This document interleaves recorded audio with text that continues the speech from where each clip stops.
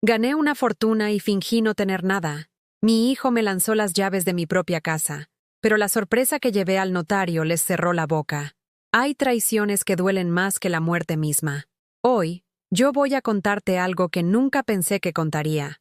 Y si tú, por un segundo, sientes que esto parece familiar, solo te pido que dejes un like y te suscribas. Va a ayudarme a continuar desahogándome.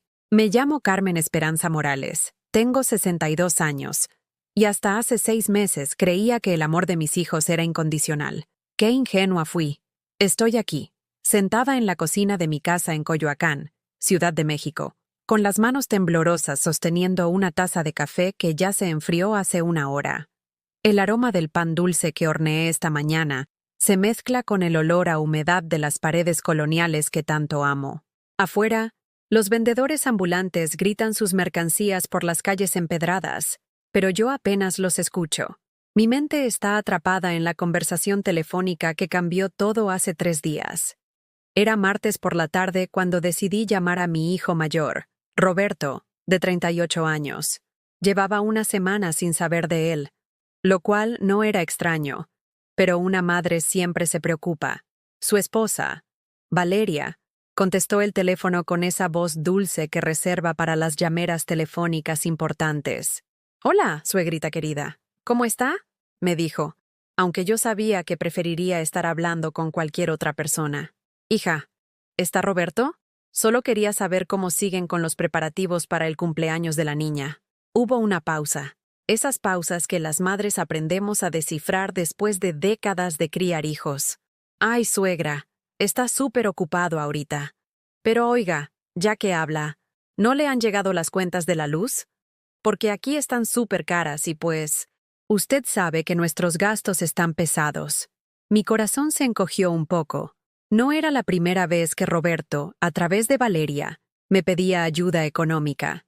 Durante los últimos 5 años, desde que se casó y tuvieron a mi nieta Sofía, yo había sido su salvavidas financiero. Pagué su luna de miel a Cancún. Les di el enganche para su carro. Cubrí el depósito del departamento donde viven. Incluso les regalé el refrigerador, la lavadora y hasta los muebles de la sala. «No te preocupes, hija. Mañana mismo les deposito para la luz», le respondí, como siempre hacía. Pero esta vez, algo en su tono de voz me hizo quedarme en silencio después de colgar. Me quedé ahí parada, viendo cómo las sombras de la tarde se alargaban por el piso de talavera de mi cocina, y por primera vez en años me pregunté, ¿cuándo fue la última vez que Roberto me llamó solo para preguntarme cómo estaba? Esa noche no pude dormir. Me senté en mi mecedora de mimbre, la misma donde amamanté a mis 3 hijos hace décadas, y comencé a recordar. Los recuerdos llegaron como oleadas. Roberto a los 5 años, llorando en mis brazos después de una pesadilla. Roberto a los 15, prometiéndome que siempre me cuidaría cuando fuera grande. Roberto a los 25, diciéndome que era la mejor madre del mundo, mientras yo le cocinaba su pozole favorito para celebrar su graduación. ¿Dónde había quedado ese niño? ¿En qué momento el amor se había vuelto sinónimo de billetera? La verdad es que yo tenía dinero, mucho más del que mis hijos imaginaban. Después de que mi esposo Emilio murió hace 8 años en ese accidente terrible en la construcción, yo quedé devastada pero no desprotegida. Él había invertido en varios terrenos en Playa del Carmen cuando aún eran baratos. Y también teníamos acciones en una pequeña empresa de materiales que creció enormemente. Su seguro de vida fue generoso, y con el tiempo, esas propiedades se volvieron una mina de oro gracias al boom turístico. Pero nunca se los dije a mis hijos. Quería que me amaran por quién era, no por lo que tenía. Quería que fueran hombres trabajadores, responsables, que valoraran el esfuerzo. Así que seguí viviendo modestamente en la casa familiar, cocinando en la misma estufa de gas, usando la misma vajilla de cerámica que compramos cuando recién nos casamos. Sin embargo, sí los ayudaba. Siempre encontraba la manera de ahorrar un poquito para ellos. Les decía que había vendido algunas joyas de mi madre, o que había recibido dinero de alguna rifa. Mentiras piadosas que me permitían ser generosa sin revelar la verdad. Esa madrugada del miércoles, mientras escuchaba los primeros camiones repartidores recorrer las calles del centro, tomé una decisión que cambiaría todo. Iba a fingir que había perdido mi dinero. Quería saber si el cariño de mis hijos resistiría la prueba de la pobreza real. Le llamé a Roberto a primera hora. Hijo, necesito contarte algo importante. ¿Puedes venir a la casa hoy? Su voz sonó preocupada. ¿Qué pasó, mamá? ¿Estás enferma? No es eso. Pero prefiero decírtelo en persona. Es sobre problemas de dinero. Roberto llegó 2 horas después, acompañado de Valeria y mi nieta Sofía de 7 años. La niña corrió a abrazarme como siempre, y por un momento olvidé el experimento que estaba a punto de realizar. Su risa llenó la sala, y me recordó por qué vale la pena luchar por esta familia, sin importar lo que descubriera. Mamá, nos preocupaste, dijo Roberto, sentándose en el sillón de terciopelo verde que heredé de mi abuela. ¿Qué es eso de problemas de dinero? Respiré profundo y comencé la actuación de mi vida. Hijos, he estado tratando de resolver esto sola, pero ya no puedo. Esas inversiones que tenía salieron mal, muy mal, y las deudas con el banco son enormes. Voy a perder la casa. Vi cómo el color se drenaba del rostro de Roberto. Valeria dejó de sonreír instantáneamente. ¿Qué inversiones, mamá? Nunca nos dijiste que... Eran pequeñas cosas, hijo. CETES, algunos fondos que me recomendó el señor del banco. Pensé que me iban a dar para vivir mejor, pero todo se perdió cuando se cayó la bolsa. Mentí con tal convicción que casi me creí mi propia historia. Roberto se puso de pie y comenzó a caminar por la sala. ¿Y qué piensas hacer? ¿Cuánto debes? Más de lo que puedo pagar. Por eso, necesito preguntarte si puedo quedarme unas semanas contigo, solo hasta que encuentre un departamento pequeño que pueda costear. El silencio que siguió fue ensordecedor. Valeria miró a Roberto. Roberto me miró a mí. Y en esos segundos eternos, vi algo en sus ojos que nunca había visto antes. Molestia. No compasión. No preocupación por mi bienestar. Molestia por la inconveniencia que yo representaba. Claro, mamá, dijo finalmente Roberto, pero su voz sonaba forzada. Pero ya sabes que nuestro departamento es chiquito, y con los gastos de Sofía, solo serían unas semanas. Repetí, sintiendo cómo algo se quebraba en mi pecho. Valeria habló por primera vez. Ay, suegra, sí hay espacio, pero pues... va a estar apretado. Y Sofía está en exámenes. Necesita concentrarse. En ese momento supe que había cruzado la línea invisible que separa a la madre útil de la madre molesta. Mientras tenía dinero para ayudarlos, era la suegra perfecta. Ahora que necesitaba ayuda, se había convertido en una carga. Esa noche, empaqué una maleta pequeña con ropa sencilla y algunas fotografías. Antes de cerrarla, tomé la foto donde salimos los 5.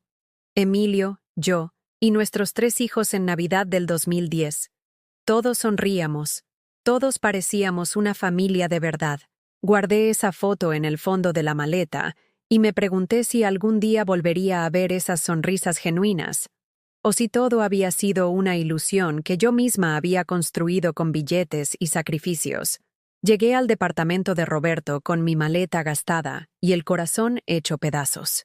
Era un edificio moderno en la colonia del Valle, de esos que se ven bonitos por fuera pero que por dentro están diseñados para aprovechar cada centímetro.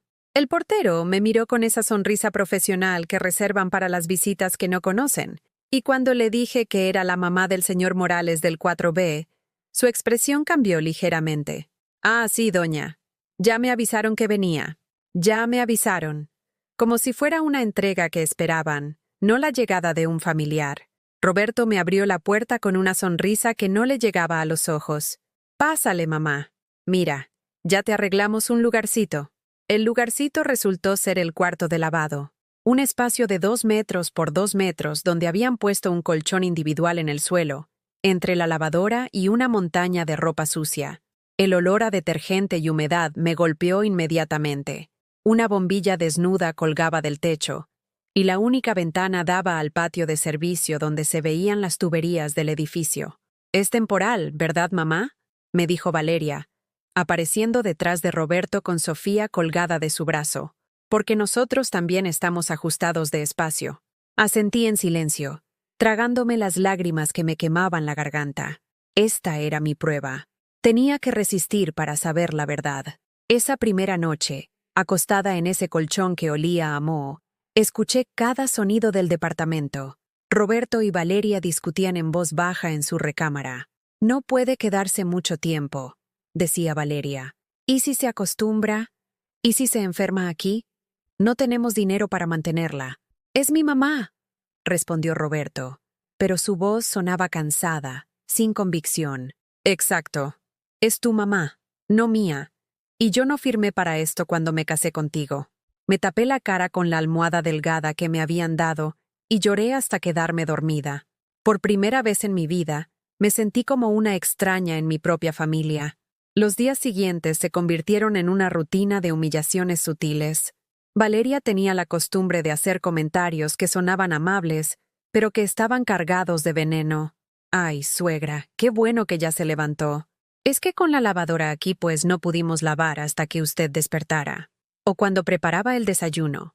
Hice para 3, pero si quiere algo puede hacerse unos huevitos. Ahí están en el refrigerador. Los huevos siempre estaban hasta atrás, en la parte más difícil de alcanzar. Y cuando yo cocinaba para agradecer su hospitalidad, aparecía después del desayuno quejándose. Ay, usó mucha mantequilla. Nosotros compramos la marca cara porque Roberto tiene el colesterol alto. Roberto nunca me defendía. Cuando yo intentaba platicar con él sobre mis días, sobre mis sentimientos, él me cortaba con frases como, «Mamá, ahorita no. Estoy revisando unos reportes del trabajo». El trabajo. Siempre el trabajo era más importante que su madre recién viuda y aparentemente quebrada. Una tarde, mientras yo tendía la ropa en el patio de servicio, escuché a Valeria hablando por teléfono con alguien. No, pues ya lleva aquí 5 días y no se ve que tenga prisa por irse. Sí, se levanta tardísimo, usa nuestra regadera, come de nuestra comida. No, Roberto no dice nada, pero yo veo que está incómodo. Claro que me molesta. ¿Tú mantendrías a tu suegra? Cada palabra era una puñalada. Me asomé un poco y la vi recargada en la barra de la cocina, jugando con su cabello mientras destrozaba mi dignidad con cada frase. Lo peor es que actúa como si fuera su derecho estar aquí, como si les debiéramos algo por habernos criado. ¿Tú crees? Se rió. Se rió de mi dolor, de mi situación, de todo lo que yo había sacrificado por ese muchacho que ahora permitía que su esposa me hablara así. Esa noche, Roberto llegó del trabajo más callado de lo normal. Valeria le sirvió la cena en silencio, y yo me quedé en mi rincón del cuarto de lavado, comiendo los frijoles refritos que había sobrado del almuerzo. «¡Mamá!», me gritó Roberto desde la mesa. «¿Ya averiguaste lo de los departamentos?». Salí del cuarto secándome las manos en el delantal que había traído de mi casa. «Sí, hijo. Fui a ver algunos, pero están muy caros para lo que puedo pagar». Valeria suspiró dramáticamente. «Es que la ciudad está carísima. Tal vez debería buscar algo más alejado. En el Estado de México hay cosas más baratas. El Estado de México. A 2 horas de distancia de mi nieta, de mis otros hijos, de todo lo que conocía. O puede preguntar en algún asilo», agregó, cortando su pollo como si estuviera discutiendo el clima. «He oído que algunos son muy bonitos y tienen actividades para personas de la tercera edad». Asilo. La palabra me quedó sonando en los oídos como una sirena de ambulancia. Roberto no dijo nada para contradecirla. Fue entonces cuando decidí llamar a mi hijo menor, Alejandro. Él siempre había sido más sensible, más apegado a mí. Trabajaba como ingeniero en una empresa de telecomunicaciones y vivía con su novia Elena en una casa pequeña en la colonia Condesa. «Mamá, ¿qué tal? ¿Cómo estás en casa de Roberto?». Le conté mi situación, esperando encontrar comprensión, tal vez una invitación a quedarme con ellos unos días. «Ay, mamá, qué fregadiza situación. Pero pues, nosotros también andamos súper apretados. Elena está estudiando la maestría y yo acabo de pedir un préstamo para el carro. ¿No podríamos ayudarte económicamente? No te pido dinero, hijo. Solo... Es que el espacio también está complicado, ¿eh? Tenemos solo una recámara y Elena trabaja desde la casa. Necesita silencio y concentración. Otro rechazo. Más sutil, más educado, pero rechazo al fin. Pero oye, ¿y mi hermana Lucía? Ella tiene esa casa grande en Satellite. Seguro te puede ayudar mejor que nosotros. Lucía. Mi única hija, de 35 años. madre soltera de 2 adolescentes. La que siempre decía que yo era su mejor amiga, que me adoraba, que nunca me faltaría nada mientras ella viviera. La llamé esa misma noche. «Mami, ¿cómo estás?», me contó Alejandro de tu situación. «Qué horror, ¿verdad?». «Sí, hija. Ha sido muy difícil. Imagínate. Pero oye, ya hablé con los chicos y estamos súper dispuestos a ayudarte». Mi corazón se llenó de esperanza por primera vez en días. «Lo que pensamos es que puedes venir los fines de semana. Los sábados y domingos estarías aquí con nosotros. Y entre semana te quedas con Roberto. Así dividimos la responsabilidad y nadie se carga mucho». Responsabilidad. Carga. Esas palabras me dolieron más que cualquier golpe físico. ¿No podría quedarme contigo de planta, mi amor? Solo hasta que encuentre algo. Hubo una pausa larga. «Es que, mami, tú sabes que Diego y Fernanda están en la adolescencia. Necesitan su espacio, su rutina, y yo trabajo de home office la mayoría de los días. Una persona extra en la casa sería complicado». Otra educada forma de decirme que no. «Pero los fines de semana sí, ¿eh? Te vamos a tratar como reina». Colgué el teléfono sintiendo cómo se me desplomaba el mundo. Mis 3 hijos, a los que había dado todo, me estaban pasando como estafeta de uno al otro, como un problema a resolver, no como a su madre que los necesitaba. Esa noche, acostada en mi colchón entre el ruido de la lavadora y el goteo constante de una tubería mal ajustada, saqué mi teléfono y revisé mis estados de cuenta bancarios. Ahí estaban los números que me confirmaban que todo esto era una actuación mía. Tenía más dinero del que ellos habían visto en toda su vida, pero también tenía algo mucho más valioso: la verdad sobre quiénes eran realmente mis hijos cuando creían que yo no tenía nada que ofrecerles.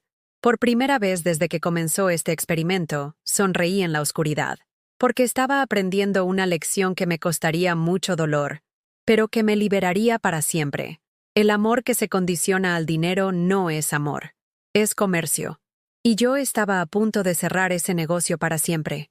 El lunes por la mañana, Valeria entró al cuarto de lavado sin tocar la puerta. Yo estaba cambiándome la blusa cuando la escuché abrir la puerta de golpe. «Ay, disculpe, suegra. No sabía que estaba... ¿Ya se va a bañar? Es que necesito meter una carga de ropa urgente». Me quedé ahí parada, sosteniendo mi blusa contra el pecho, sintiendo cómo se me subía el calor a las mejillas. Ni siquiera había cerrado la puerta completamente, como si mi privacidad ya no importara. «Solo déjeme terminar de vestirme», le dije con la voz temblorosa. «Sí, sí, pero apúrese porque Roberto ya se va a ir y necesita sus camisas limpias para mañana». Ese fue el momento en que entendí que ya no era una huésped en esa casa. Era una estorbo que toleraban por compromiso. Los días comenzaron a seguir un patrón que me destrozaba el alma pedacito a pedacito. Me levantaba temprano para no estorbar con el ruido de la lavadora, pero Valeria siempre encontraba algo de qué quejarse. «Ay, suegra, ¿ya se bañó? Es que dejó toda el agua fría y Roberto se tiene que alistar para el trabajo». «Foster». La regadera era eléctrica y tardaba 20 minutos en calentar el agua de nuevo. Roberto salía del baño echando pestes, como si yo lo hubiera hecho a propósito. Durante el desayuno, ellos comían yogurt griego con granola importada y fruta orgánica. A mí me dejaban un plato con 2 tortillas frías y un poco de frijoles del día anterior. Cuando intenté servirme fruta, Valeria me detuvo con una sonrisa falsa. «Ay, esa la compré especial para Sofía. Está carísima, pero el pediatra dice que necesita vitaminas». Sofía, mi nieta, me miraba con confusión. Una mañana se acercó a mí y me preguntó en voz baja: «Abuela, ¿por qué mamá dice que no puedes comer lo mismo que nosotros?». Antes de que pudiera responder, Valeria la jaló del brazo. «Ven acá, Sofía. No molestes a tu abuela. Ella está pasando por momentos difíciles y necesita espacio». Momentos difíciles. Como si la pobreza fuera una enfermedad contagiosa. Una tarde, mientras yo lavaba los platos después del almuerzo, llegó Alejandro de visita. Se sorprendió de verme ahí, con las manos metidas en agua jabonosa, lavando los trastes de toda la familia. «¿Mamá? ¿Qué haces?». Valeria apareció inmediatamente. «Ay, cuñado, ella quiso ayudar. Dice que se siente útil colaborando con los quehaceres. Mentira. Yo nunca había dicho eso. Pero Roberto asintió desde la sala, sin levantar la vista de su celular. Alejandro me miró con una mezcla de pena y incomodidad. Mamá, ¿necesitas que te ayude con algo? ¿Dinero para un taxi o...? No, hijo, estoy bien. Pero no estaba bien. Cada día me sentía más pequeña, más invisible, más innecesaria. El miércoles de mi segunda semana ahí, decidí hacer algo especial para agradecer su hospitalidad. Con los pocos pesos que llevaba en mi cartera, fui al mercado de Medellín y compré ingredientes para hacer mole. El mole que a Roberto le fascinaba cuando era niño, el que me pedía que le preparara cada cumpleaños. Estuve toda la tarde en esa cocina diminuta, tostando chiles, moliendo especias, cocinando el pollo con todo el amor que me quedaba. El aroma llenó el departamento, y por un momento me sentí como en mi propia casa. Útil, necesaria. Cuando Roberto llegó del trabajo, sonrió al oler la comida. ¿Mole? Huele delicioso, mamá. Por primera vez en días, vi un destello del hijo que había criado. Pero Valeria llegó detrás de él con cara de pocos amigos. ¿Usó todo el aceite? ¿Y los chiles que tenía guardados para hacer salsa verde? Perdón, hija. No sabía que los necesitabas. Mañana te los repongo. Es que está carísimo todo, suegra. Y nosotros tenemos un presupuesto muy ajustado. Roberto no dijo nada. Se sirvió su plato de mole y se fue a comer viendo la televisión. Ni gracias, ni está delicioso. Ni siquiera me volteó a ver. Valeria sirvió un plato pequeño para Sofía y otro para ella, dejando muy claro que mi contribución era tolerada, no agradecida. Esa noche, mientras guardaba las sobras del mole en el refrigerador, escuché a Valeria hablando por teléfono con su mamá. No, no sabes lo que es vivir así. Sí, ya lleva 2 semanas. No, Roberto no dice nada, pero yo siento que nuestra intimidad se acabó. Exacto. Siempre está ahí. Siempre necesita algo. No sé cuándo se va a ir. Me quedé parada junto al refrigerador, con el Tupperware de mole en las manos, sintiendo como cada palabra me perforaba el pecho. Lo que más me molesta es que actúa como si fuera su derecho estar aquí, como si Roberto le debiera algo por haberlo criado. ¿Tú crees? ¿Eso no es lo que se supone que hacen las madres? Mi hijo llegó justo en ese momento y me vio ahí parada, claramente habiendo escuchado la conversación. Por un segundo, nuestros ojos se encontraron. Vi algo parecido a la vergüenza cruzar por su rostro, pero se desvaneció inmediatamente. ¿Ya guardaste todo, mamá? Es que mañana Valeria necesita el refrigerador libre para organizar las cosas. Ni una disculpa, ni una explicación, solo más incomodidad, como si yo hubiera hecho algo malo al escuchar cómo destrozaban mi dignidad. El viernes de esa semana recibí una llamada que me cambió todo. Era Lucía, pero su voz sonaba diferente, urgente. Mami, ¿puedes venir a la casa? Necesito hablar contigo de algo importante. ¿Pasó algo con los niños? No, no. Es sobre tu situación. Creo que encontré una solución. Tomé el metro hasta Satélite, esperanzada por primera vez en semanas. Tal vez Lucía había reconsiderado. Tal vez había encontrado una manera de ayudarme sin que fuera una carga para nadie. Llegué a su casa y me sorprendió ver un carro desconocido en la entrada. Lucía me recibió en la puerta con una sonrisa que no me tranquilizó para nada. Pásale, mami. Te quiero presentar a alguien. En la sala estaba sentada una mujer de unos 50 años, vestida de manera profesional, con una carpeta en las manos. Ella es Rosa García. Trabaja en una institución muy bonita para adultos mayores. Quería platicarle sobre sus servicios. Mi mundo se vino abajo de nuevo. Mi propia hija había invitado a alguien para convencerme de que me fuera a un asilo. «Mire, señora Morales», comenzó Rosa con voz dulce y profesional.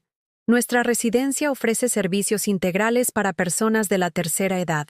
Tenemos actividades recreativas, atención médica a las 24 horas, comidas balanceadas».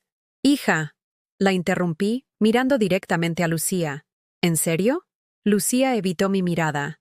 «Es que, mami, pensándolo bien, tal vez sea lo mejor para todos. Ahí vas a tener compañía de gente de tu edad, actividades que te mantengan ocupada. ¿Y vas a venir a visitarme?» «Claro que sí, todos los domingos. O cuando se pueda. Rosa siguió hablando de las maravillosas instalaciones, del personal capacitado, de lo felices que eran todos los residentes. Pero yo no la escuchaba. Solo podía ver a mi hija, a la niña que había cargado en brazos durante sus primeros años de vida, a la adolescente rebelde que yo había defendido contra todo el mundo, a la mujer que lloraba en mi hombro cada vez que se peleaba con el papá de sus hijos. Esa niña ahora estaba tratando de deshacerse de mí con la misma naturalidad con la que uno se deshace de un mueble viejo que ya no sirve. ¿Puedo pensarlo?, les dije finalmente. Por supuesto, respondió Rosa, pero le recomiendo que no se tarde mucho. Tenemos lista de espera. De regreso en el departamento de Roberto, me senté en mi colchón y saqué mi celular. Marqué el número de mi abogado, licenciado Mendoza, el hombre que había manejado las inversiones de Emilio y que conocía toda mi situación financiera real. Señora Carmen, ¿cómo está? ¿En qué le puedo ayudar? Licenciado, necesito que prepare algunos documentos. Es hora de que mis hijos conozcan la verdad. Esa noche no dormí. Me quedé despierta pensando en todo lo que había pasado las últimas 2 semanas. En las humillaciones, en los desprecios, en la forma tan fría en que mis propios hijos me habían tratado cuando pensaron que ya no tenía nada que ofrecerles. Pero también pensé en algo más, en que ya era hora de dejar de fingir que era víctima.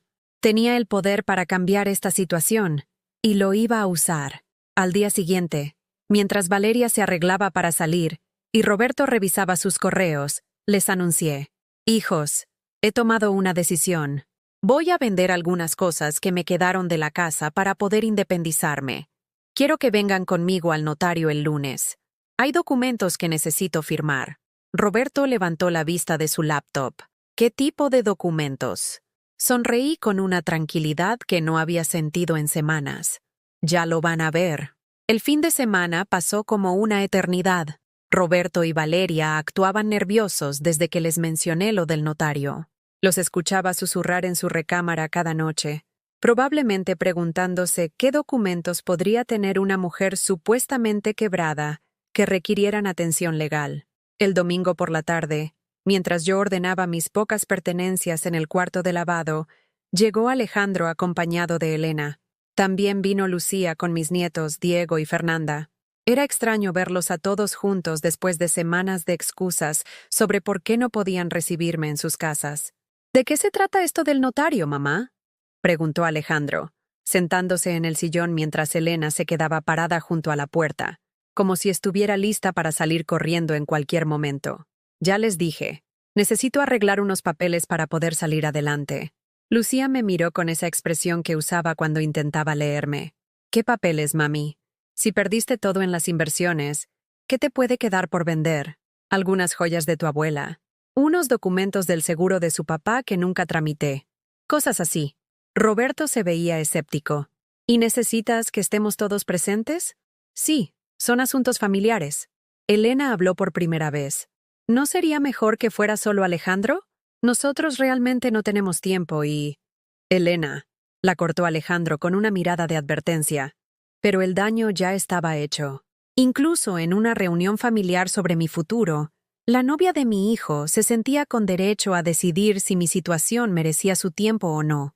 Fernanda, mi nieta de 16 años, había estado en silencio todo el tiempo, pero de repente habló. «¿Abuela? ¿Es cierto que te vas a ir a un asilo?». El silencio que siguió fue devastador. Todos los adultos se miraron entre sí como si hubieran sido descubiertos en algo terrible. «¿Quién te dijo eso, mi amor?», le pregunté. «Escuché a mamá hablando por teléfono. Dijo que era lo mejor porque ya eres muy mayor para vivir sola». Lucía se puso roja. «Fernanda, no entendiste bien». «Sí entendí. Dijiste que en el asilo iban a cuidarte mejor que nosotros». Diego, de 14 años, se unió a la conversación. «También dijiste que así íbamos a tener más espacio en la casa y que no ibas a tener que estar preocupándote por ella». Ver a mis propios nietos defendiéndome de sus padres fue cuando algo dentro de mí se quebró completamente. No de tristeza, sino de una rabia fría que nunca había sentido antes. «Bueno», dije levantándome del sillón, «mañana en el notario vamos a resolver todo. Los espero a las 10 de la mañana en la oficina del licenciado Mendoza, en Polanco. ¿Polanco? Preguntó Valeria con sorpresa. ¿No es muy caro un notario de esa zona? Ya está pagado. Mentí. Aunque técnicamente no era mentira. Con mi dinero real, podía pagar cualquier notario de la ciudad. Esa noche, después de que todos se fueron, marqué el número del licenciado Mendoza. Licenciado, necesito que prepare todo para mañana. Es momento de que conozcan la verdad. ¿Está segura, señora Carmen? Una vez que sepan, no podrá volver atrás. Estoy más que segura. También quiero que tenga listos los papeles para el cambio de beneficiarios de todo. ¿Va a desheredarlos? No. Algo mejor. Van a aprender lo que significa realmente el respeto. El lunes por la mañana me levanté más temprano que nunca. Me puse mi mejor vestido, uno azul marino que había guardado para ocasiones especiales, y me arreglé el cabello como no lo había hecho en semanas. Cuando Valeria me vio salir del cuarto de lavado, no pudo ocultar su sorpresa. ¡Ay, suegra! Se ve muy elegante. ¿Para qué es tanta faramalla? Para nada especial. Le respondí con una sonrisa que guardaba todos mis secretos. Llegamos al despacho del licenciado Mendoza a las 10 en punto. Era un edificio moderno en Polanco, con pisos de mármol y ventanales enormes que daban vista a la ciudad. Roberto miró a su alrededor con curiosidad, claramente preguntándose cómo una mujer quebrada podía costear los servicios de un notario en esa zona. El licenciado Mendoza era un hombre de unos 60 años, elegante y serio, que había manejado los asuntos de Emilio durante décadas. Cuando me vio entrar, se levantó de su escritorio con una sonrisa cálida. «Señora Carmen, ¿cómo está? Y estos deben ser sus hijos». Alejandro y Roberto se presentaron cortésmente. Lucía se quedó callada, pero noté cómo miraba cada detalle de la oficina, calculando probablemente cuánto costaba todo. «Bueno», comenzó el licenciado. «Entiendo que la señora Carmen quiere hacer algunos ajustes a sus documentos legales». «Sí», dije, sintiendo cómo se me aceleraba el corazón. «Quiero que mis hijos conozcan la verdad sobre mi situación financiera». Roberto se inclinó hacia adelante. «¿Qué verdad, mamá?» El licenciado Mendoza abrió una carpeta gruesa sobre su escritorio. Su madre nunca perdió dinero en inversiones fallidas. De hecho, su patrimonio ha crecido considerablemente desde la muerte de su esposo. El silencio en la oficina fue absoluto. Alejandro fue el primero en hablar. ¿Cómo que nunca perdió dinero? Las propiedades que su padre compró en Playa del Carmen ahora valen más de 15 millones de pesos. Las acciones de la empresa de materiales se triplicaron cuando fue comprada por una corporación internacional. El seguro de vida fue de 5 millones, que su madre invirtió sabiamente. Lucía se puso pálida. ¿15 millones? Eso solo en propiedades, continuó el licenciado. También tiene una cartera de inversiones diversificada, bonos del gobierno, y una cuenta de ahorros con intereses compuestos que ha crecido sustancialmente. Roberto me miró como si no me reconociera. ¿Por qué nos mentiste? Porque quería saber si me amaban por quien soy, no por lo que tengo. Valeria habló por primera vez. ¿Y fingiste estar quebrada para... ¿Qué? ¿Para probarnos? Para conocer la verdad. Y la verdad es que cuando pensaron que no tenía nada que ofrecerles, me trataron como a un estorbo. Alejandro se pasó las manos por el cabello. «Mamá, esto es una locura». ¿Locura?, pregunté, sintiendo cómo la rabia que había estado guardando finalmente salía a la superficie. ¿Locura es querer saber si sus propios hijos la aman? ¿O locura es que me hayan tratado como a una sirvienta cuando pensaron que ya no les servía para nada? Lucía intentó defenderse. «Nosotros nunca te tratamos mal». «¿En serio?», la interrumpí. «¿No me trataste mal cuando contrataste a esa mujer del asilo para convencerme de irme? ¿Roberto no me trató mal cuando me puso a dormir en el cuarto de lavado? ¿Alejandro no me trató mal cuando me rechazó porque su novia necesitaba silencio?» El licenciado carraspeó suavemente. «¿Hay más, señora Carmen?» «Sí. Quiero que mis hijos sepan que he tomado algunas decisiones importantes». Saqué otro folder de mi bolsa y lo puse sobre el escritorio. He decidido crear una fundación para madres abandonadas por sus familias. La casa donde vivo se convertirá en un refugio temporal. El 50% de mi patrimonio se destinará a esta fundación. Roberto se puso de pie bruscamente. ¿El 50%? ¿El otro 50%? Eso depende de ustedes. Los tres me miraron con expectación. Tienen una oportunidad de demostrarme que el amor que dicen sentir por mí es real, que pueden respetarme, valorarme y tratarme con la dignidad que merezco, no porque tenga dinero, sino porque soy su madre. Lucía empezó a llorar. Mami, nosotros te queremos, solo que las circunstancias no justifican la crueldad. La corté. Y ustedes fueron crueles. Alejandro intentó acercarse a mí. Mamá, podemos arreglar esto. Pueden, lo interrumpí. Pero va a ser bajo mis términos, no los suyos. El licenciado cerró la carpeta y nos miró a todos. Creo que la familia necesita tiempo para procesar esta información. ¿Señora Carmen? Sí. Mis hijos tienen una semana para pensar qué tipo de relación quieren tener conmigo. Una basada en respeto y amor genuino, o ninguna relación en absoluto. Me levanté de mi silla, tomé mi bolsa y caminé hacia la puerta. Los números de teléfono donde pueden contactarme están con el licenciado. Cuando estén listos para tratarme como la madre que soy, y no como la cartera que fui, podemos hablar. Salí de esa oficina sintiendo algo que no había sentido en años. Poder. El poder de ser yo quien decidiera cómo querían tratarme, no al revés. Los siguientes 3 días fueron los más silenciosos que había vivido en décadas, pero por primera vez en mucho tiempo, era un silencio que yo había elegido. Me hospedé en el Hotel Presidente Intercontinental, en una suite con vista al Zócalo que costaba más de lo que mis hijos ganaban en una semana. Después de semanas durmiendo en el piso del cuarto de lavado, las sábanas de algodón egipcio se sentían como una caricia a mi dignidad herida. Desde la ventana de mi habitación podía ver la Catedral Metropolitana, y me quedé ahí parada muchas horas, pensando en todas las veces que había llevado a mis hijos pequeños a misa dominical, cómo Roberto se dormía en mis brazos durante el sermón, cómo Lucía siempre preguntaba si podíamos encender una veladora para su papá. El miércoles por la tarde, mi teléfono comenzó a sonar. Primero fue Roberto. «Mamá, ¿dónde estás? Valeria está preocupada. Dice que no hemos sabido nada de ti». Valeria preocupada. La misma que había sugerido asilos y que me escondía la comida. «Estoy bien, hijo». «¿Pero dónde?» «Podemos ir a buscarte, hablar de todo esto». Roberto. «Tuve 2 semanas para hablar contigo mientras dormía en tu cuarto de lavado. Ahora es tu turno de escuchar». Hubo una pausa larga. «Mamá, nosotros nunca quisimos hacerte sentir mal. Solo que la situación era complicada». La situación era complicada para mí, que no tenía dónde vivir. Para ustedes era solo una inconveniencia. No digas eso. Eres nuestra madre. Exacto. Soy su madre. Y me trataron como a una extraña molesta. Colgué antes de que pudiera responder. 1 hora después llamó Alejandro. «Mamá, Elena y yo hemos estado hablando. Queremos disculparnos». ¿Disculparse por qué específicamente? Por no haberte apoyado como deberíamos. Alejandro, dime exactamente por qué te disculpas. No uses palabras generales. Se quedó callado varios segundos.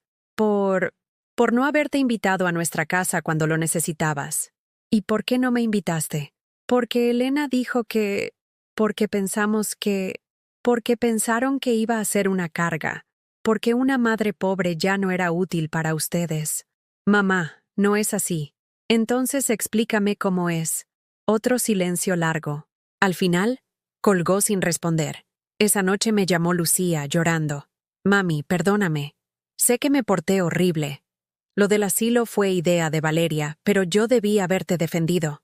«¿Y por qué no lo hiciste?» Porque estaba asustada. Pensé que si te quedabas conmigo ibas a necesitar mucho cuidado, mucho dinero para doctores y medicinas. Y yo apenas puedo con mis gastos». Al menos ella estaba siendo honesta. «Lucía, ¿tú crees que yo soy una carga?» «No, claro que no. Pero actuaste como si lo fuera. Porque tenía miedo, mami. Miedo de no poder cuidarte bien, de que te sintieras mal en mi casa. ¿Y la solución era mandarme a un asilo?» Se quedó llorando en silencio. «Hija, durante 2 semanas ustedes me demostraron qué tipo de personas son cuando creen que no tienen nada que ganar de mí. Y esa es la verdad que necesitaba conocer. El jueves por la mañana bajé al restaurante del hotel para desayunar. Estaba disfrutando mi café y leyendo el periódico cuando vi una figura familiar cerca de la entrada. Era Valeria, vestida con su mejor ropa, mirando alrededor nerviosamente. Se acercó a mi mesa con una sonrisa tensa. Suegra, qué bueno que la encontré. Roberto estaba muy preocupado. ¿Cómo supiste que estaba aquí? Preguntamos en varios hoteles del centro. ¿Puedo sentarme? Asentí, curiosa por ver qué tenía que decirme. Mire, suegra, yo sé que las cosas se pusieron tensas estos días, pero usted tiene que entender que nosotros estamos pasando por momentos muy difíciles económicamente. ¿Momentos difíciles? Roberto tiene un buen trabajo, viven en un departamento bonito, Sofía va a escuela privada. Sí, pero los gastos son muchos. Y cuando usted llegó, pues, se nos complicó todo. Valeria, ¿te molestó tenerme en tu casa? Ella dudó unos segundos. No es que me molestara, pero... Dime la verdad. Sí, sí me molestó. Pero no porque sea usted una mala persona, sino porque nuestra dinámica familiar cambió completamente. Finalmente, alguien estaba siendo honesta. ¿Y crees que yo merecía el trato que me dieron? Creo que ninguno sabíamos cómo manejar la situación. Valeria, durante 2 semanas me hicieron sentir como si fuera una extraña en su casa, como si mi presencia fuera un favor que ustedes me hacían, no una necesidad legítima de una madre en crisis. Pero usted nunca estuvo en crisis. Nos mintió. Ahí estaba. La acusación que había estado esperando. Es cierto. Les mentí. ¿Y sabes qué descubrí? Que cuando pensaron que no tenía dinero, me trataron como basura. Y esa es una verdad que ninguna cantidad de disculpas puede borrar. Valeria se puso roja. Nosotros no la tratamos como basura. Me pusieron a dormir en el cuarto de lavado. Me escondían la comida. Me hablaron de asilos. Tú misma dijiste por teléfono que era una carga. Usted nos escuchó sin permiso. Estaba en la cocina de la casa donde me dijeron que podía estar. Ustedes hablaban en voz alta de su deseo de deshacerse de mí. Se quedó callada, jugando con su taza de café. Valeria, ¿sabes cuál es la diferencia entre mentir sobre dinero y mentir sobre amor? ¿No? Que mi mentira no lastimó a nadie. La de ustedes me destrozó el corazón. Esa tarde recibí una llamada inesperada. Era Fernanda, mi nieta. Abuela, ¿puedo ir a verte? Sé dónde estás. ¿Cómo supiste?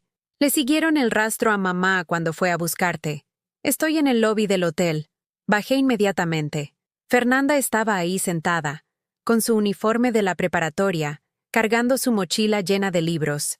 ¿No deberías estar en la escuela? Salí temprano. Necesitaba hablar contigo. Subimos a mi habitación y se sentó en el sofá, viéndose más madura de lo que sus 16 años sugerían. Abuela, quiero que sepas que yo nunca estuve de acuerdo con lo del asilo. Ah, lo sé, mi amor. Mamá dice que están todos muy arrepentidos, que van a cambiar, que quieren que regreses. ¿Y tú qué opinas? Fernanda suspiró. Opino que están asustados porque se dieron cuenta de que eres rica y que los exhibiste frente a toda la familia.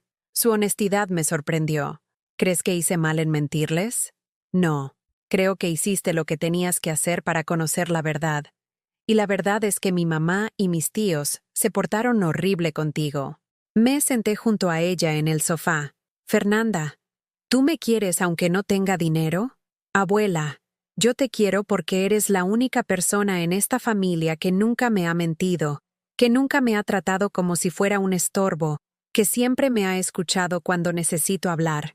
Sus palabras me llegaron al alma. Pero también quiero decirte algo más, continuó. Diego y yo hemos estado hablando, y queremos que sepas que nosotros no somos como nuestros papás. Nosotros sí sabemos quién eres realmente. Esa noche, después de que Fernanda se fue, me quedé en el balcón de mi suite viendo las luces de la Ciudad de México. Por primera vez en semanas, sonreí genuinamente, porque había encontrado algo más valioso que todo el dinero del mundo. Había encontrado quien, en mi familia, me amaba incondicionalmente, y había descubierto que tenía el poder de elegir con quién quería compartir mi vida y mi amor. El teléfono sonó una vez más. Era Roberto. Mamá, por favor. Necesitamos hablar. Toda la familia. Queremos arreglar las cosas. ¿Toda la familia? Sí. Lucía, Alejandro, todos. Podemos ir al hotel donde estás. Por primera vez en días, sentí que tal vez, solo tal vez, esta experiencia dolorosa podía tener un final diferente al que había imaginado. Está bien, pero van a escuchar lo que tengo que decir. Y van a aceptar las condiciones que ponga. ¿Entendido? Sí, mamá. Lo que tú digas. Mañana a las 4 de la tarde. En el restaurante del hotel. Y Roberto... ¿Sí? Esta es su única oportunidad de demostrarme que entendieron la lección. El viernes a las 4 de la tarde, bajé al restaurante del hotel vestida con un traje sastre gris que había comprado esa mañana en Palacio de Hierro. Por primera vez en semanas, me sentía como la mujer que realmente era, una mujer con recursos, con dignidad, con poder de decisión. El mesero me condujo a una mesa grande junto a las ventanas, desde donde podía ver toda la entrada. Llegaron todos juntos, como si hubieran coordinado su estrategia de antemano. Roberto vestía su mejor traje, el que usaba para las reuniones importantes del trabajo. Valeria llevaba un vestido negro conservador y había dejado a Sofía con su mamá. Alejandro y Elena llegaron tomados de la mano, con expresiones serias. Lucía venía con los ojos hinchados, como si hubiera llorado toda la noche. Se sentaron alrededor de la mesa en silencio, esperando a que yo hablara primero. El cambio de roles era evidente. Antes yo era quien esperaba su atención. Ahora ellos esperaban la mía. Antes de que digan algo, comencé. Necesito que sepan que durante estas 3 semanas he aprendido más sobre ustedes de lo que había aprendido en años. Y no todo lo que aprendí me gustó. Roberto intentó interrumpir, pero levanté la mano para silenciarlo. Roberto, durante 2 semanas me trataste como si fuera una carga. Tu esposa me escondía la comida, me pusieron a dormir en el piso, me hablaron de asilos. Y tú nunca, ni una sola vez me defendiste. Roberto bajó la cabeza. Mamá, yo no he terminado. Alejandro, cuando te pedí ayuda, me rechazaste porque tu novia necesitaba silencio. Como si mi crisis fuera menos importante que la comodidad de una mujer que ni siquiera es mi familia. Elena se removió incómoda en su silla, pero no dijo nada. Y Lucía, tú contrataste a una mujer para convencerme de irme a un asilo. Mi propia hija, la que dice que me adora, planeando deshacerse de mí como si fuera un mueble viejo. Lucía empezó a llorar. Mami, perdóname. Estaba confundida, tenía miedo. ¿Miedo de qué? ¿De cuidar a la mujer que te cuidó toda la vida? Miedo de no poder darte lo que necesitabas. Miedo de que te sintieras mal en mi casa. ¿Y la solución era un asilo? El silencio se extendió por varios minutos. Finalmente, Roberto habló. Mamá, todos estamos arrepentidos. Sabemos que nos equivocamos, pero también entiendes que tú nos mentiste. Nos hiciste creer que estabas en la ruina. Es cierto, les mentí. Pero mi mentira tuvo un propósito: conocer quiénes eran realmente cuando pensaban que ya no tenía nada que ofrecerles. Valeria finalmente habló. ¿Y qué descubrió? La miré directamente a los ojos. Descubrí que cuando una madre pobre necesita ayuda, se convierte en una molestia. Descubrí que el amor que creía incondicional tenía precio. Descubrí que ustedes me valoraban más por mi cartera que por mi corazón. Alejandro se inclinó hacia adelante. Mamá, eso no es justo. Nosotros te queremos. ¿Me quieren? ¿En serio? Porque durante 2 semanas tuvieron la oportunidad de demostrar ese amor y prefirieron demostrar su incomodidad. Elena habló por primera vez. Señora Carmen, yo reconozco que no actué bien, pero también debe entender que para nosotros fue muy difícil. ¿Difícil para ustedes? La interrumpí, sintiendo cómo la rabia subía por mi garganta. Elena, tú no tienes ni voz ni voto en esta conversación. Tú eres la que convenció a mi hijo de que yo no merecía un lugar en su casa. Eso no es cierto, ¿no? Entonces, explícame por qué Alejandro me rechazó diciendo exactamente las palabras que tú habías usado antes, que necesitaba silencio y concentración. Alejandro miró a Elena con reproche. Era claro que empezaba a entender cuánta influencia había tenido ella en su decisión. Lucía limpió sus lágrimas con una servilleta. Mami, ¿qué necesitas que hagamos para que nos perdones? No necesito que me perdonen. Necesito que entiendan. ¿Entender qué? Que una madre no debería tener que fingir pobreza para saber si sus hijos la aman. Que el respeto no se debería condicionar al dinero. Que cuando una persona mayor necesita ayuda, la respuesta no debería ser buscar formas de deshacerse de ella.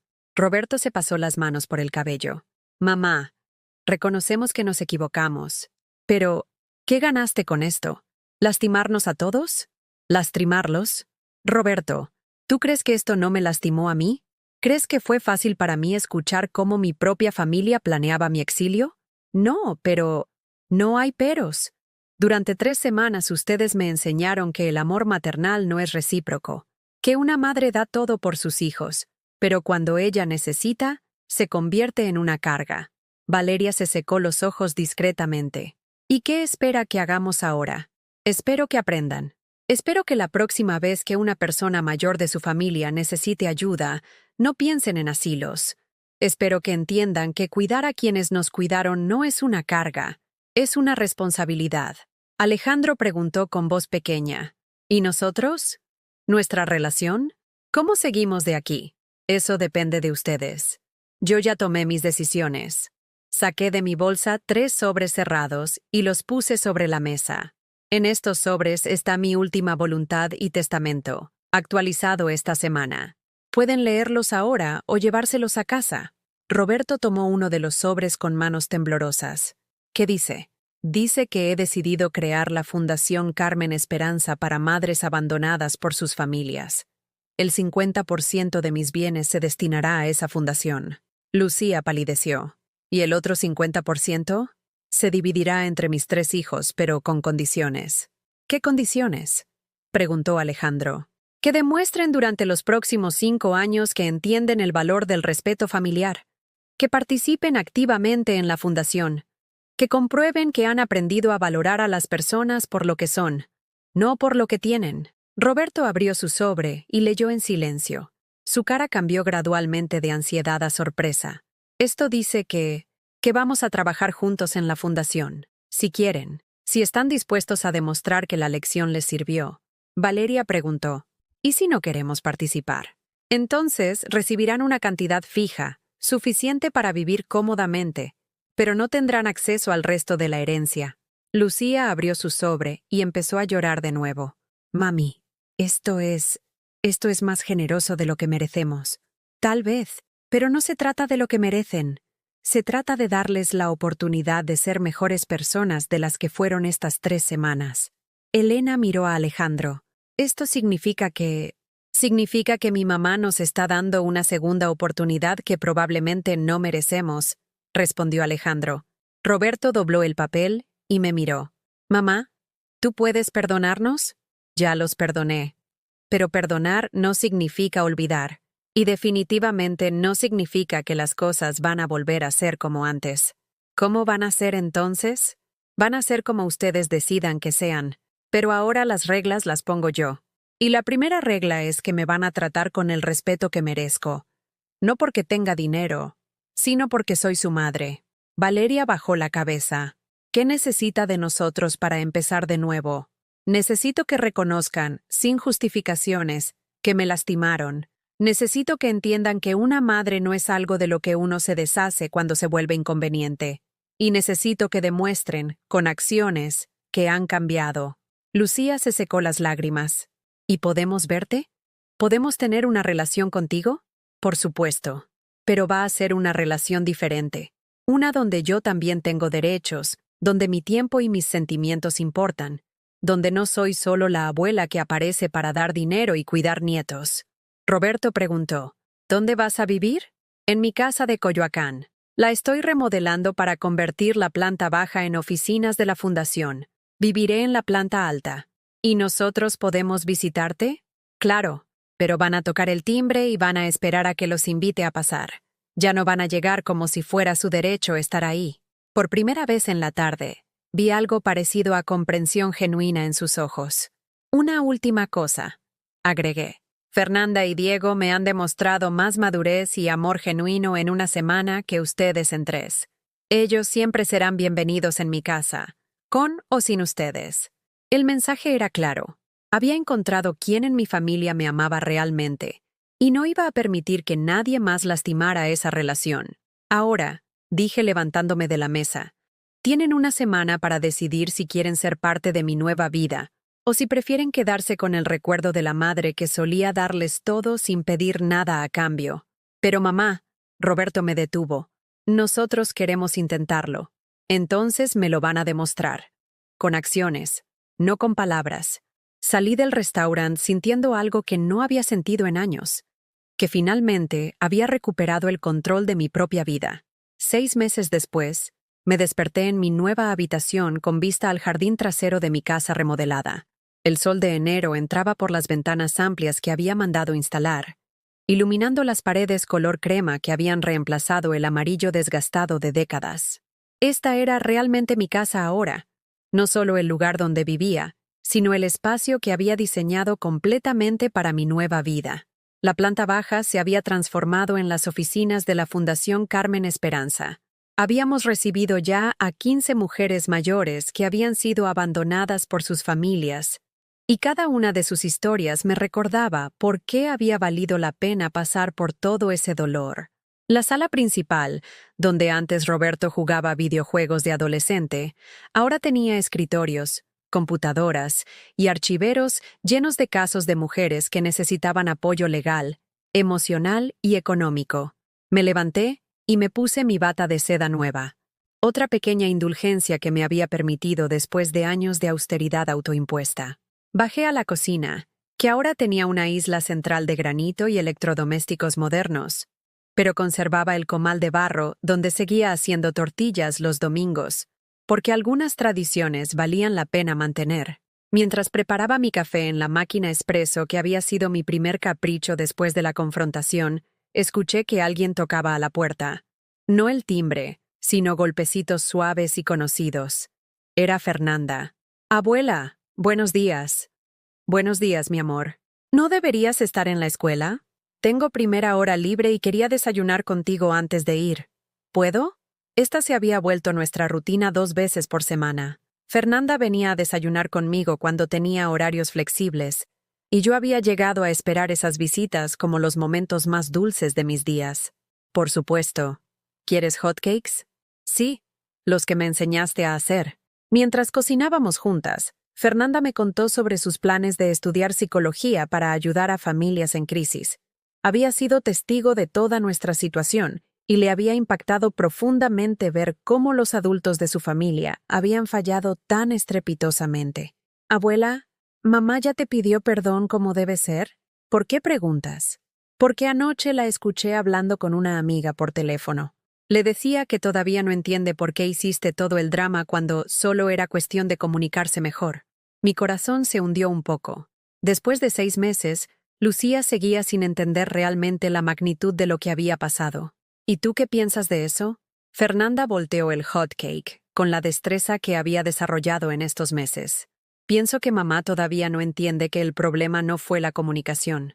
El problema fue la falta de respeto y de amor verdadero. Me sorprendía constantemente la madurez de esta niña de 16 años. Fernanda, ¿tú crees que hice bien? Creo que hiciste lo único que podías hacer para salvarte a ti misma, y también para salvarnos a nosotros. ¿A ustedes?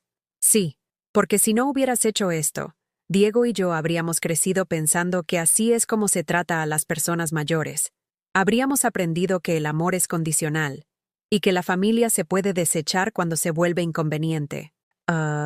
Sus palabras me llenaron de una satisfacción profunda. Al menos había logrado que las nuevas generaciones aprendieran algo valioso de todo este dolor. Después de que Fernanda se fue a la escuela, me senté en mi escritorio de la fundación para revisar los casos nuevos. Había una mujer de 68 años de Xochimilco, cuya familia la había echado de su casa después de que se enfermó de diabetes. Otra de 71 años de Tlalpan, que había criado a sus nietos durante 10 años.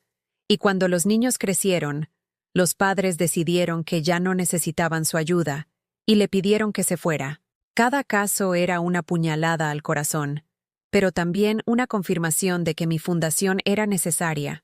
No era la única madre que había sufrido el abandono de sus hijos.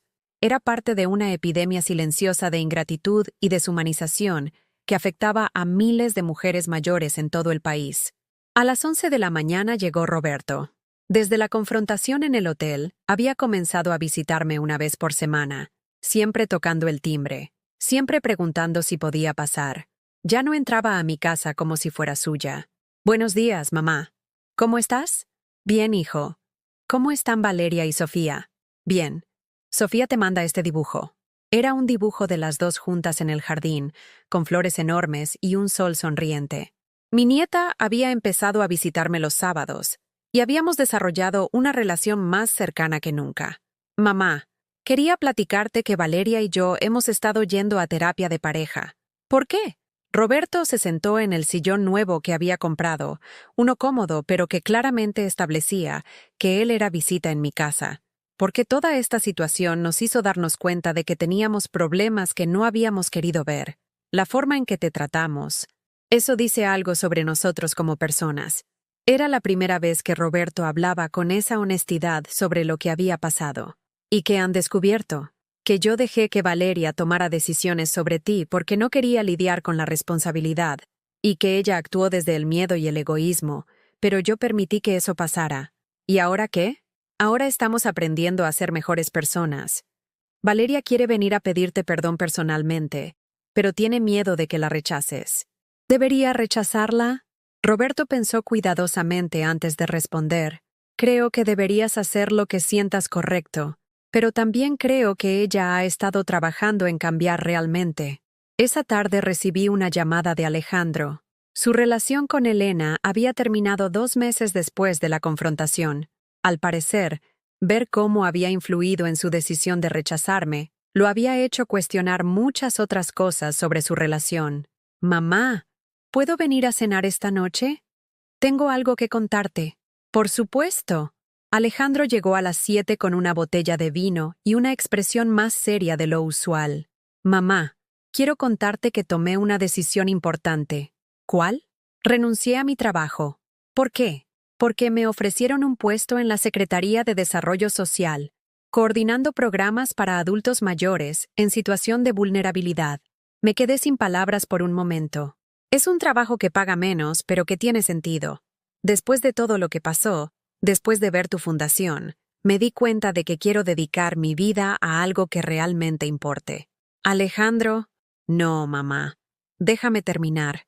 Durante años me enfoqué solo en ganar dinero, en tener cosas bonitas, en impresionar a Elena y a sus amigos. Pero cuando te traté como te traté, cuando vi el tipo de persona en la que me había convertido, supe que tenía que cambiar. Sus ojos se llenaron de lágrimas. Quiero ser el hijo que tú criaste, no el hombre egoísta en el que me convertí. Esa noche cenamos juntos como no lo habíamos hecho en años. Hablamos de sus planes, de la fundación, de su futuro. Por primera vez en mucho tiempo, vi al niño sensible que había sido, no al adulto calculador en el que se había convertido. El domingo siguiente, Lucía llegó acompañada de Diego. Mi nieto de 14 años había crecido varios centímetros en estos meses y tenía una seriedad nueva en sus ojos. «Abuela, quería disculparme por no haberte defendido antes», me dijo mientras nos sentábamos en el jardín. «Diego, tú eras un niño. No era tu responsabilidad defenderme, pero sí sabía que lo que estaba pasando estaba mal, y no dije nada porque no quería meterme en problemas con mamá». Lucía se veía incómoda. «Diego, ya hablamos de esto». «No, mamá, tengo que decirlo. Abuela, me da mucha pena que los adultos de mi familia te hayamos fallado. Pero quiero que sepas que Fernanda y yo nunca vamos a ser como nuestros papás». El resto de la tarde, Lucía y yo tuvimos una conversación larga y difícil. Ella seguía luchando con aceptar completamente su responsabilidad, pero al menos estaba haciendo el esfuerzo de entender. «Mami, ¿tú crees que algún día podamos volver a ser como antes?»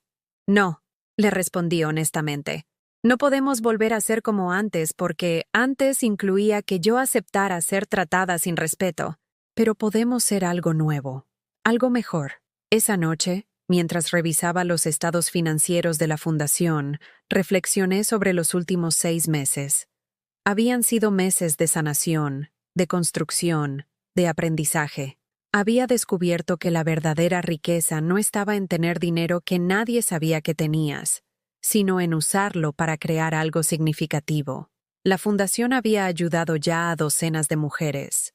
Roberto había comenzado un proceso real de cambio personal. Alejandro había reorientado completamente su vida. Lucía estaba luchando por entender y mejorar. Y mis nietos habían aprendido lecciones sobre respeto y dignidad humana, que los convertirían en mejores adultos. Pero lo más importante, yo había recuperado mi propia dignidad. Ya no era la madre que daba todo esperando migajas de agradecimiento. Era una mujer que conocía su valor y que lo defendía. Me fui a dormir esa noche sintiéndome, por primera vez en décadas, completamente en paz conmigo misma. Un año después de aquella confrontación en el hotel, me desperté en mi cama king size con sábanas de algodón orgánico, sintiendo el aroma del café que se preparaba automáticamente todas las mañanas a las 7. Era mi cumpleaños número 63, pero por primera vez en décadas, no me desperté preguntándome si mis hijos se acordarían o si tendrían tiempo para llamarme. Me levanté sin prisa, me puse mi bata de seda favorita y bajé a la cocina. La planta baja bullía de actividad tempranera. 3 empleadas de la fundación ya estaban revisando casos, preparando entrevistas y coordinando visitas domiciliarias. María Elena, mi coordinadora general, me saludó con una sonrisa. «Buenos días, señora Carmen. Feliz cumpleaños. Ya llegaron las flores que pidió Roberto, y Lucía llamó para confirmar la cena de esta noche». Sonreí. Este año, por primera vez en mi vida, yo había organizado mi propia celebración de cumpleaños. Les había dicho a mis hijos que quería una cena familiar en mi casa, preparada por un servicio de catering, donde yo fuera la invitada de honor en mi propia celebración, no la anfitriona agotada que cocina para todos y termina lavando platos mientras otros disfrutan. ¿Llegó ya la reportera de El Universal? Sí, está esperando en la sala principal. También vino el fotógrafo. La Fundación Carmen Esperanza había llamado la atención de varios medios nacionales. En solo un año, habíamos ayudado a 127 mujeres mayores, conseguido cambios en 3 leyes estatales sobre derechos de adultos mayores, y creado un modelo que se estaba replicando en Guadalajara y Monterrey. Hoy me iban a entrevistar para un reportaje sobre el abandono familiar de personas mayores en México. La reportera, una mujer joven llamada Patricia Hernández, me recibió con profesionalismo pero también con curiosidad genuina. Señora Morales, cuéntenos cómo surgió la idea de crear esta fundación. Surgió de una experiencia personal muy dolorosa, que me enseñó que el abandono familiar de personas mayores es una epidemia silenciosa en nuestro país. ¿Puede contarnos sobre esa experiencia? Por primera vez en público, narré mi historia completa. El experimento de fingir pobreza, las humillaciones que sufrí, el despertar doloroso pero necesario sobre la naturaleza condicional del amor familiar cuando hay dinero de por medio. ¿Y sus hijos? ¿Cómo reaccionaron cuando supieron que su historia se había vuelto pública? Al principio se sintieron avergonzados, pero gradualmente han entendido que compartir nuestra experiencia puede ayudar a otras familias a no cometer los mismos errores. Háblenos de los cambios que ha visto en su familia. Han sido profundos. Mi hijo Roberto ahora trabaja medio tiempo conmigo en la fundación, coordinando el área legal. Mi hijo Alejandro cambió completamente de carrera y ahora trabaja en programas gubernamentales para adultos mayores. Mi hija Lucía, Lucía sigue en proceso de cambio, pero está haciendo esfuerzos reales. ¿Y usted? ¿Cómo ha cambiado su vida? Aprendí que el amor verdadero no se mendiga, se gana con respeto mutuo. Aprendí que tener dinero no es malo si lo usas para crear algo bueno. Y aprendí que nunca es demasiado tarde para recuperar tu dignidad. Después de la entrevista, me senté en mi jardín con una taza de té, reflexionando sobre este año extraordinario. Mi teléfono sonó. Era Fernanda. «Abuela, feliz cumpleaños. ¿Ya viste las noticias?» «¿Qué noticias?» «Te van a dar un reconocimiento del gobierno de la ciudad. Aparece en todos los periódicos digitales». Efectivamente, la jefa de gobierno había anunciado que me otorgarían la medalla al mérito ciudadano por mi trabajo con mujeres mayores en situación de abandono. Era un reconocimiento que jamás habría imaginado recibir. «Abuela, estoy súper orgullosa de ti. Toda mi escuela habla de la fundación. ¿Y cómo te sientes con eso? Me siento orgullosa de tener una abuela que no se quedó callada cuando la trataron mal. ¿Me sientes orgullosa de que hayas decidido ayudar a otras personas en lugar de quedarte amargada?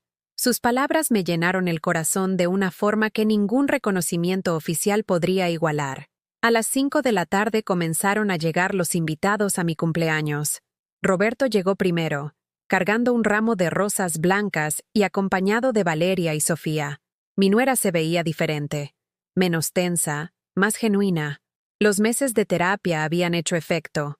«Suegra», me dijo Valeria, y por primera vez su uso de esa palabra no sonó forzado. «Feliz cumpleaños. Y gracias por darme la oportunidad de conocer a la mujer increíble que es realmente». Sofía corrió a abrazarme con la espontaneidad de sus 8 años. «Abuela, te traje algo que hice en la escuela». Era una tarjeta hecha a mano que decía: «Mi abuela es una heroína porque ayuda a otras abuelitas». Adentro había dibujado la fundación con muchas mujeres sonriendo. Alejandro llegó después, más delgado pero con una luz en los ojos que no había visto en años. Su nuevo trabajo lo tenía ocupado pero satisfecho de una manera que su empleo anterior nunca había logrado. «Mamá, te traje algo especial», me dijo, entregándome una caja pequeña. Adentro había un anillo sencillo de plata con una pequeña inscripción: «Para la mujer que me enseñó que nunca es tarde para cambiar, Alejandro». No, déjame decirte, este año ha sido el más difícil, pero también el más importante de mi vida. Descubrir quién era realmente, cuando te traté como te traté, me obligó a reconstruirme completamente. Y quiero agradecerte por no haberme dado la espalda para siempre. Lucía llegó la última, acompañada de Diego y Fernanda. Se veía nerviosa, como si no estuviera segura de ser bienvenida. Era cierto que su proceso de cambio había sido el más lento y conflictivo de todos mis hijos. «Mami, feliz cumpleaños. ¿Podemos hablar un momento a solas?» Nos fuimos al estudio, lejos del ruido de la celebración. «Mami, sé que he sido la más lenta en entender todo esto. Sé que a veces sigues sintiendo que no he cambiado lo suficiente.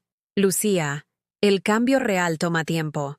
No estoy impaciente contigo, pero sí estás decepcionada». Era cierto, y no tenía sentido negarlo. Un poco, porque veo cuánto han cambiado tus hermanos. Y a veces siento que tú sigues justificando lo que pasó en lugar de aceptarlo completamente. Lucía se sentó en el sillón frente a mí, con lágrimas en los ojos. «Tienes razón, y creo que sé por qué me ha costado tanto trabajo.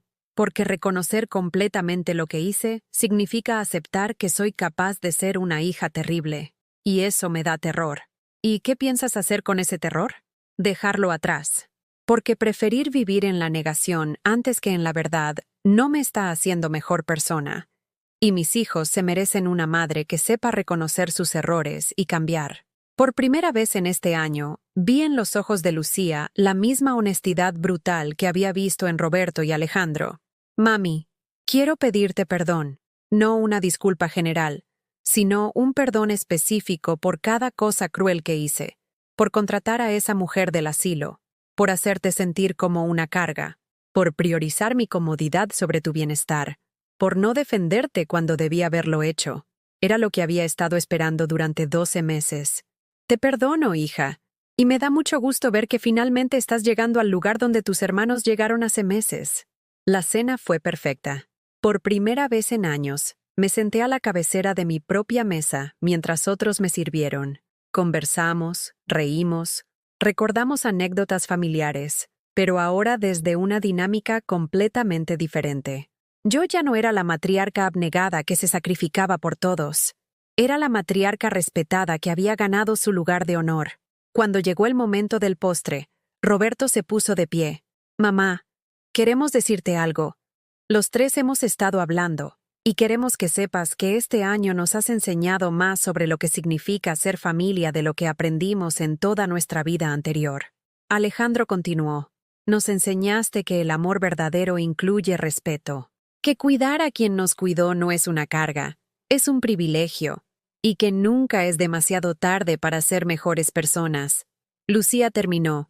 «Y nos enseñaste que una madre puede ser fuerte sin dejar de ser amorosa, que puede poner límites sin dejar de perdonar, y que puede exigir respeto sin dejar de dar amor.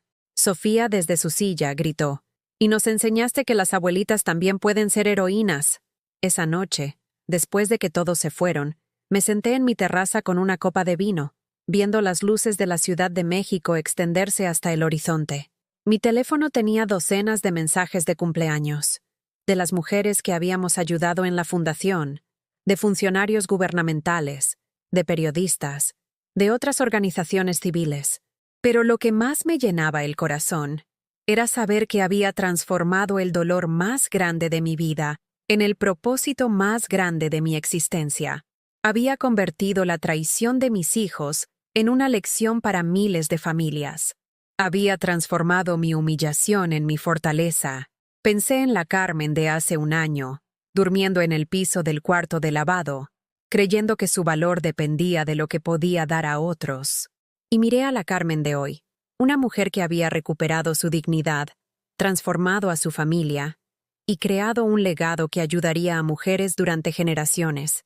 La diferencia no estaba solo en el dinero que ahora todos sabían que tenía. La diferencia estaba en que había aprendido a valorarme a mí misma tanto como había valorado siempre a mis hijos. Y esa, entendí finalmente, era la verdadera riqueza. ¿Has vivido tú o conoces a alguien que haya pasado por algo similar con su familia? Cuéntame en los comentarios tu experiencia. Si esta historia te llegó al corazón, déjame tu like y suscríbete al canal para que este mensaje llegue a alguien que necesita escucharlo.